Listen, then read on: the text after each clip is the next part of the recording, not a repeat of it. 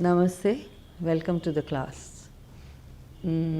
I feel that in this paper 8, we are looking at different ideas not included so far in the education of dance. But with the changing of times, the changing of perspective, and a need, a desire to familiarize students to critical thinking, we have introduced such newer areas which were never talked about earlier in the field of dance. And so the topic today, that is the erotica in dance, the title may surprise you, but when you will go through the content of the module, you will realize that how important it is for you to understand the background and your creativity process that will come in future, and especially this area of divine, not divine, sensuous, religious, and so on and so forth. So please pay attention to this special module and think about it.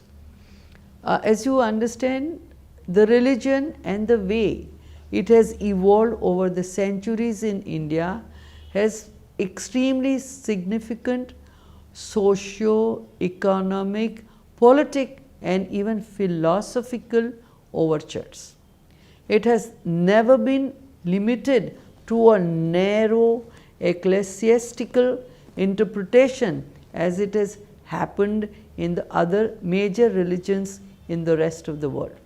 When we talk of religion in India, we are not only referring to Hinduism, but to other religions as well. The religion is not the correct synonym for dharma in the Hindu context. Dharma is much wider than religion and embraces many other qualities such as personal character and integrity, ethical and moral laws, mental aptitude and temperament, and many other elements. Dharma is not limited to the mere observation of certain rites and rituals, canons and customs and beliefs. Man's belief in God or Godhead primarily emerges from his understanding of a strong force or overpowering energy in nature on which he has no apparent control.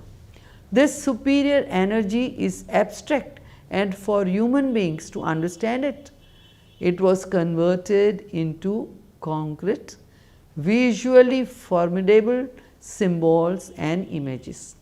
Thus were born the gods and goddesses, hence the development of painting and sculptures to create these images and deities. Special spaces in the house to house them, hence temples, places of worship, and so the architecture. Song and dance to propitiate them, and rituals and religious rites to keep them happy and protect their worship. It is believed that the Hindu religion is much more accepting of the depiction of the eroticism than any other major religions of the world. Hindu gods and goddesses, celestial nymphs or apsaras, yakshas and yakshinis are often depicted as well endowed, sometimes in semi-naked states, and are respected and worshipped. Dance usually came as performance seen as a ritual in ceremonial worship and sacrifices. Later, with the establishment of temples, performance came to be part of daily ritual to celebrate the glory of the deity and seeking blessings. Narratives related to the divine love between Shiva and Parvati, or Radha Krishna and Radha and Gopis, The attempts of apsaras to seduce sages and so on are accepted easily by the Hindus without being associated with a sense of vulgarity or indecent. Shiva is Nataraj and Krishna is Natwar, both epitomes of the art of performance. The passion is often elevated to the level of spiritual ecstasy, and there is a very thin line that separates the erotic from the ecclesiastical. Indian dance traditions have depended heavily on content and narrative that draws from the Hindu epics, most of which are religious or quasi-religious. Therefore, the spiritual and the erotic often get subtly entwined in Indian classical dance forms. The four Vedas are the oldest known scriptures of the Aryans, who subjugated large parts of the Indian subcontinent. The Vedic hymns, particularly the Rig Veda, sing the praises of gods and goddesses, generally personified from natural phenomenon, their sexual relations emphasizing their dancing qualities. The Veda also mention ritual dances at the time of horse sacrifices, that is Ashwamedha, and other important rituals, as well as musical instruments. While composing the Vedas, the Aryans deemed it absolutely imperative to include the arts of music and dance embedded with erotic content, but designed for the spiritual upliftment of mankind. They did it rather elegantly, combining it with the strictures of religious rites and social duties for men and women to ensure a life of peace and harmony. Eroticism was therefore seen as essential part of life and not something that was vulgar or objectionable. Dance and music were the first twin arts that Aryans gave birth to. The other arts followed them in gradual sequence. The Vedas, the Upanishads and the Puranas, and later the epics, that is Ramayana and Mahabharata, all of which are treated as sacred scriptures by the Hindus, offer abundant information regarding all that is most interesting in the contemplation of antique dance art. The art of dance developed so well that its movements, techniques, content and so on were codified by experts such as Bharata Muni of Natya Shastra and Nandikeshwara, the Abhinay Darpanam. But amongst the earlier grammarians of the art of dance are Silalin and Krishwas. The Natya Shastra divides Indian dance into two parts: Tandava, that is virile and masculine and manly, and Lasya, that is tender, feminine and womanly. It is believed that Bharata Muni felt the need for Lasya style because he felt that the graceful Kaishiki could not be properly danced by men.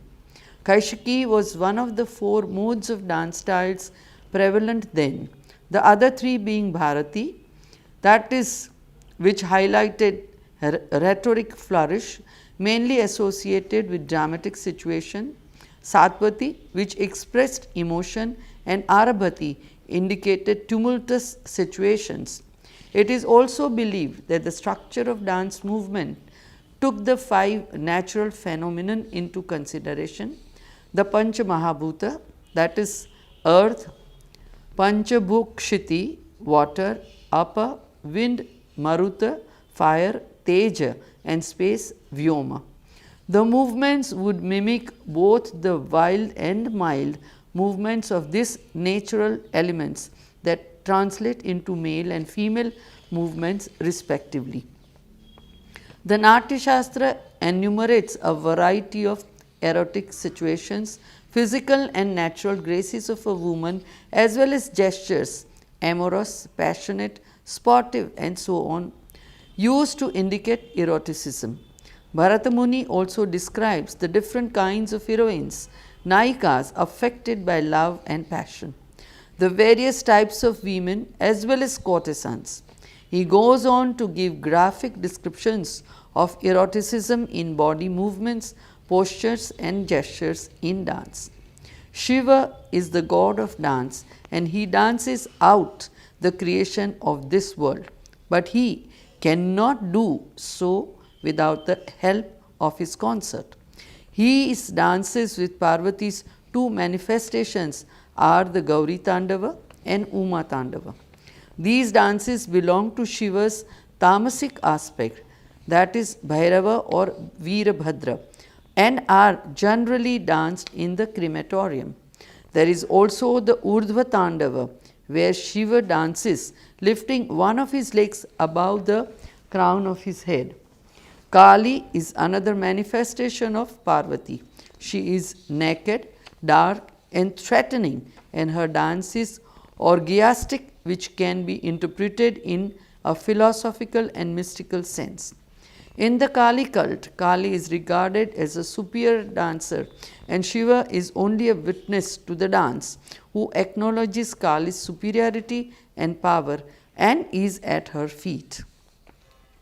Vishnu and his consort Lakshmi are much more kindlier in the depiction of their dances. The cult of Vishnu celebrates his several incarnations. We are familiar with the young Krishna's dance of childhood, with the milk pots and the milkmaids, also the Rasa Leela, then the youthful dances celebrating love and spirituality with Radha and gopis. The idea of love, devotion, and ecstasy are the emotions related to the Vaishnava cult. While there is supremacy of the intellect in Shaivism, Vaishnavism celebrates emotion, particularly the Shringara Rasa, that essentially focuses on eroticism. But sexual and flirtatious love was disguised to so brilliantly as simple love between friends or spiritual yearning and coming together of the devotee and the Godhead in bhakti. That is North India, there are nursery rhymes that mention the love between Radha and Krishna without a hint of eroticism. This is also one of the reasons why the Radha Krishna love and dance continue to be popular even today. It is believed that the other name of dance is yoga. The greatest yogi is Shiva. The principal object of yoga is to unify the body and the soul, and dancing is one of the media of attaining this object. In a later period of history, the emphasis shifted to a second mode of release through sensual enjoyment, bhoga. Bhoga was popularized through the doctrine of tantric and its ritual practices in Hindu and Buddhist traditions. The ascetic discipline of yoga was in bhoga practice, taught by a devout but lovely female preceptor and assumed the role of Shakti. Its importance was acknowledged in life, and this is apparent in its representation on the facades of temples that was accepted as a matter of course. Bhoga naturally ushered in the erotic Indian dance. The word mudra or hand gesture has originated from tantric rituals. In the language of dancing, hand gestures are termed hasta abhinaya, and a number of mudras used in tantric rituals have been incorporated in this hasta abhinaya. Indian dance has evolved through what can historically be termed as the Hindu period, the Muslim period, the British period, and the Renaissance. The ease with which the idea of the erotic was accepted in the routine life of the Indian people underwent a vast amount of change as different socio-religious influences began to exert their pressures. The Hindu period began with Vedism, sometimes called Brahmanism. This later evolved into Hinduism. A number of accounts of the arts of the Hindu period are found in old treatises, sculptures and painting, and architecture such as temples and monuments.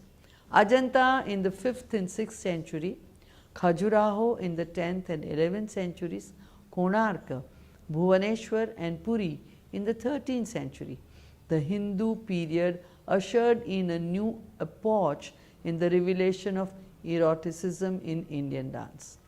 Eroticism found inspiring sources in Sanskrit epics and literary works of Kalidas's Kumar Sambhav, Shakuntal, Bhavabhuti's Malati Madhav, Barnes' Kadambari, Dandis Dashakumara Charitam, Mayura's Shringara Ashtaka, the love stories of Nala Damayanti, Savitri Satyavan, and so on.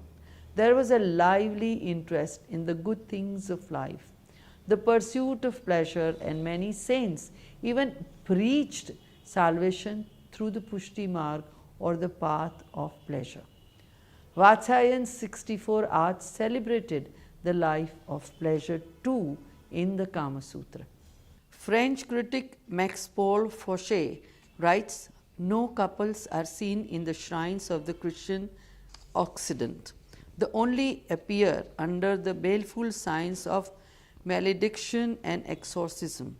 The first couple are driven out of Eden. They are symbols of banishment and fear, and proclaim the chastisement of the flesh. But India's civilization, being both spiritual and sensual, eradicates the union of man and woman with bliss."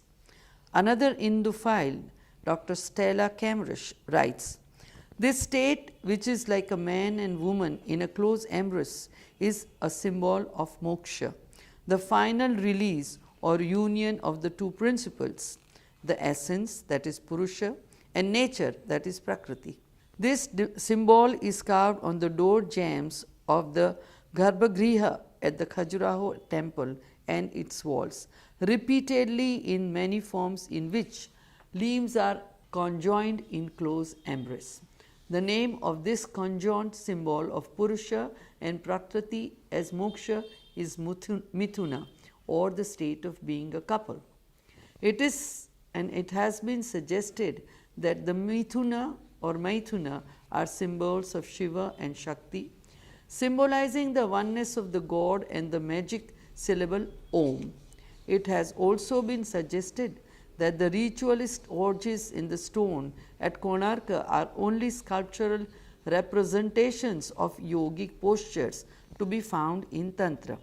It is also suggested that the couples on the temple facades represent the concept of Yuganada Mahasukha, the attainment of spiritual bliss.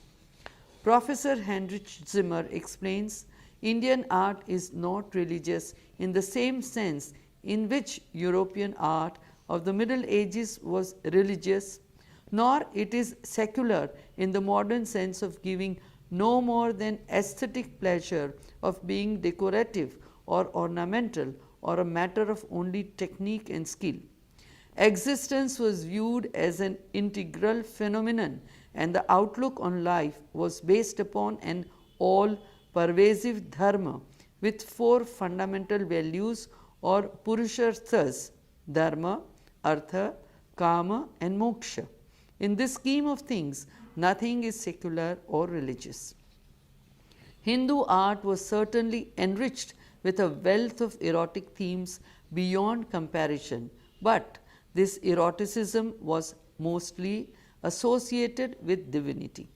Consider Vishnu's exquisite wooing of Lakshmi at Khajuraho, the delicate restraint of the divine palm and fingers, scarcely supporting the breasts of the goddess, the pliant response of the incurved bodies, the tenderness of the faces and their serene meditation.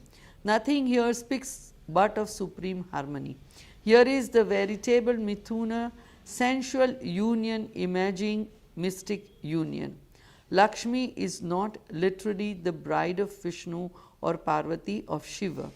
They are the feminine emanations representing cosmic energy, Shakti in female form. According to some scholars, there is no dual principle in divine couples, only an expression of essential oneness. The all-pervading monism of Hindu thought is once again affirmed. Shiva indeed can be represented in the shape that we should call androgynous.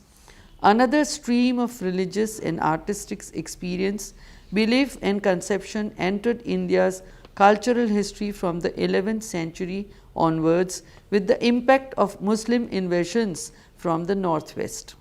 At a social level, relations between Muslims and Hindus were at times violent, particularly during the Muslim conquest. In time, an arrangement evolved whereby the adherents of two great faiths and cultures lived side by side. At the spiritual, artistic and cultural levels, there were various attempts to combine the best in the two cultures. It was in the atmosphere of such a movement that a fusion, that Indo-Persian culture, arose. The Muslim period saw the introduction of the Parda system, that is the seclusion of women, but this aloofness between men and women surprisingly did not influence the sphere of the fine and performing arts. This was the glorious period for the khayal that encouraged a free imagination of music, devoid of rigidity in the musical thought and technical treatment. The period also gave birth to the lyrical eroticism in ghazal and the thumri styles. The religious dance which was practiced in the temples in North India prior to the advent of Muslim rule took a changed shape during this period as a consequence of the fusion of Indo-Persian culture and came to be popular known as Kathak.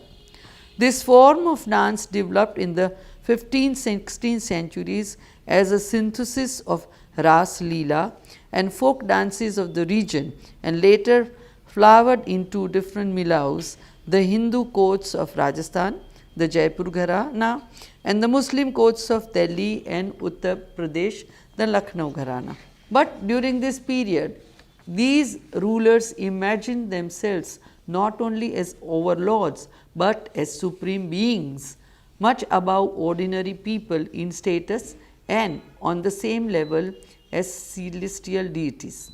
They thought that the dancers who performed in the temples, dancing in the praise of the temple lord, should have no qualms in performing before the Rajas and Nawabs in their courts and darbars.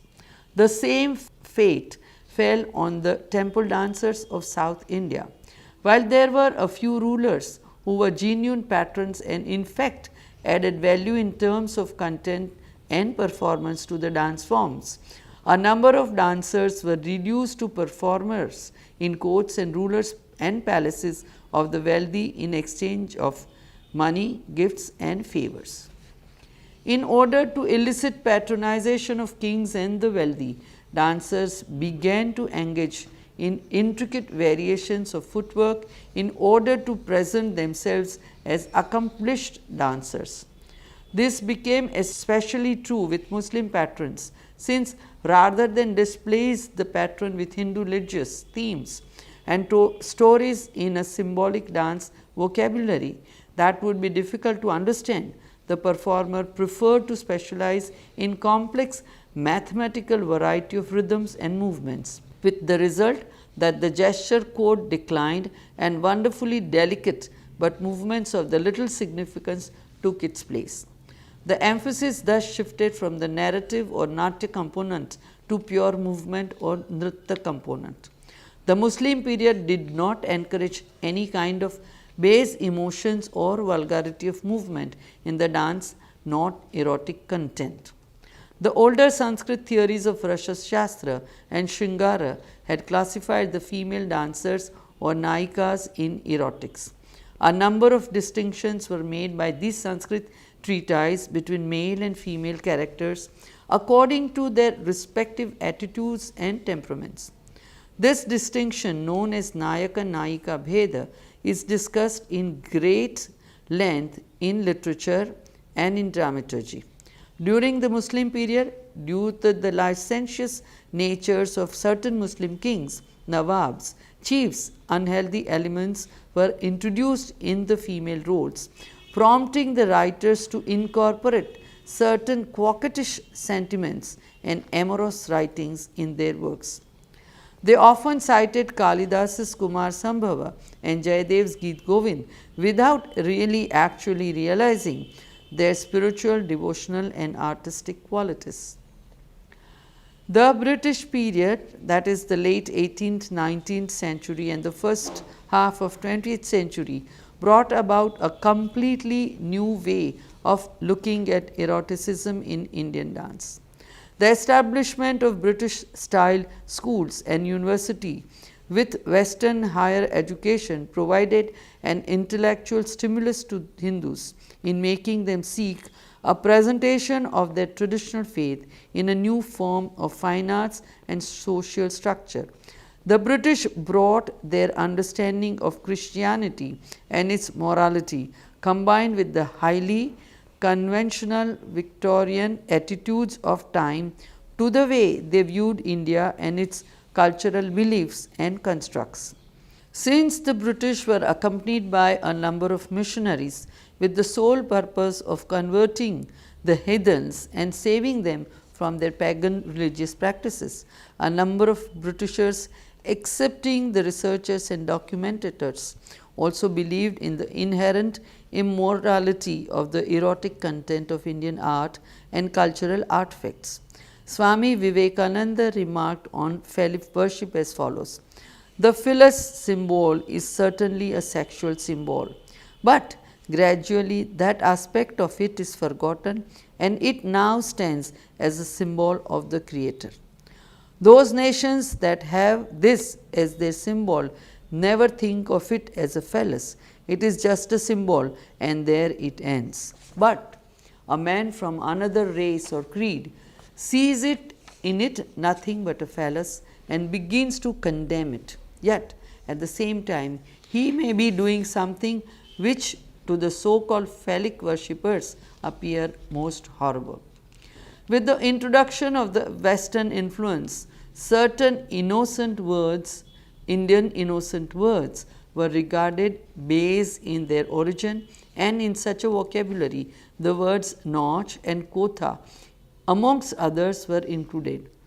Naach originates from nach, meaning dance, which the British could not pronounce correctly. Nachwali was simply a dancing girl. The word Baiji also received a bad connotation. Baiji was corrupted from Behenji, meaning sister, generally an older one. Yet the word fell into disrepute, and in the post-independence years, the Baijis were rechristened as Devi. In the same way, Kotha came to be seen as a place for nefarious activity. This was because professional dancers started living on the second story of houses, usually called kothas. Even today, 2-story houses are called kothis in northern India, in the heart of the cities and towns, as the ground floor rooms were generally shops. When these dancers began to be looked down upon in the British times, their homes in kothas were regarded as situated in the red light areas. It was only due to stalwarts such as Rabindranath Tagore and Uday Shankar that the West began to understand and recognize the real spirit and high aesthetic value of Indian dance, and would slowly discard their earlier perception of it. However, the British also pursued a serious effort to understand the countries that they colonized, and so there were many among them who made sustained efforts to understand and record dance traditions that they came across. As a result, some Western educated Indians also followed the suit. English education brought on an era of analytical minds, and ability to discriminate and discuss had prompted a tendency to seek reality, driving away superstitious beliefs and incongruities. A number of great and eminent pioneers in the field of revivalism on traditional lines sprang up. They had to keep the part of divine eroticism in dancing intact, and they did so by infusing the revived dance forms with the spirit of creativity and linking performance with sacred rituals. Dance has been a cultivated performing art form in India for more than 3000 years. In its various forms, classical, religious, popular, folk, tribal, it has been able to envelop the entire life of a man in a shell of rhythmic harmony. The conscious grammar evolved out of dance practice that was strengthened by repeated performance and norms of tradition.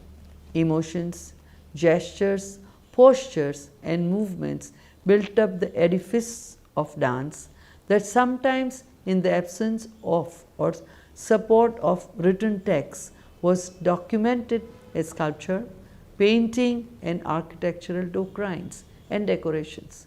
Simple and complex rhythmic structures evolved as accompanying support, as did songs that explored a wonderful variety of themes from epic scriptures and religious texts. So, I hope you have understood in whole the importancism of sensuality and eroticism in classical dance. Namaste.